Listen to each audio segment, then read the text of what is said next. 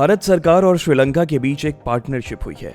Partnership energy को लेकर है, जिसके तहत श्रीलंका के धार्मिक स्थलों को रूफटॉप सोलर सिस्टम से जगमगाया जाएगा।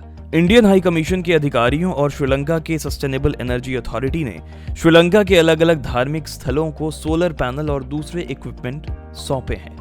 भारत सरकार के $17 मिलियन यानी 143 करोड़ रुपए के प्रोजेक्ट के तहत श्रीलंका में कई धर्मों के स्थलों जैसे होकनदारा का बौद्ध मंदिर, श्री अंजनेयर मंदिर, सेंट एंथनी चर्च और मुतवल जुमा मस्जिद में ये सोलर पैनल लगाए जाएंगे।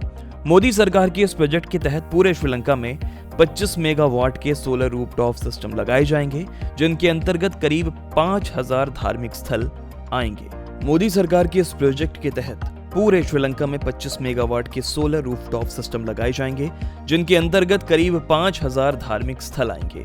श्रीलंका के सभी 9 राज्यों और 25 जिले में फैले इस प्रोजेक्ट को रिन्यूएबल एनर्जी की ओर कदम बढ़ाने और एनर्जी खर्च को कम करने के उद्देश्य से डिजाइन किया गया है। भारत सरकार की ये योजना श्रीलंका को साल भर में 37 मिलियन यूनिट बिजली सप्लाई करेगी और ये श्रीलंका के पीपल सेंट्रिक एनर्जी ट्रांजिशन में अहम योगदान होगा। इंडियन हाई कमीशन के मुताबिक इस प्रोजेक्ट से इन धार्मिक स्थलों की ऊर्जा पर होने वाले खर्च कम होंगे।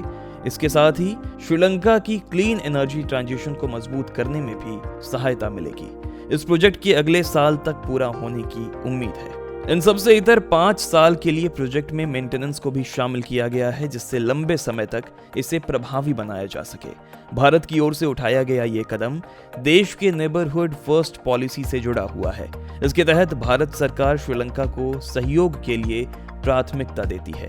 इसके अलावा दूसरे रिन्यूएबल प्रोजेक्ट में करीब 9000 बौद्ध मंदिरों और पिरिवेनास में सोलर इलेक्ट्रिफिकेशन को शामिल किया गया है, जिसके लिए करीब $10 मिलियन यानी 84 करोड़ रुपए की मदद की जा रही है। इसके अलावा LNG सप्लाई और इंफ्रास्ट्रक्चर डेवलपमेंट, साथ ही साथ संपूर में सोलर पावर प्लांट भी भारत के बड़े प्रोजेक्ट्स में से एक है। तो इस खबर में इतना ही। बाकी देश दुनिया की बाकी खबरों के लिए बने रहें TV9 भारतवर्ष के साथ।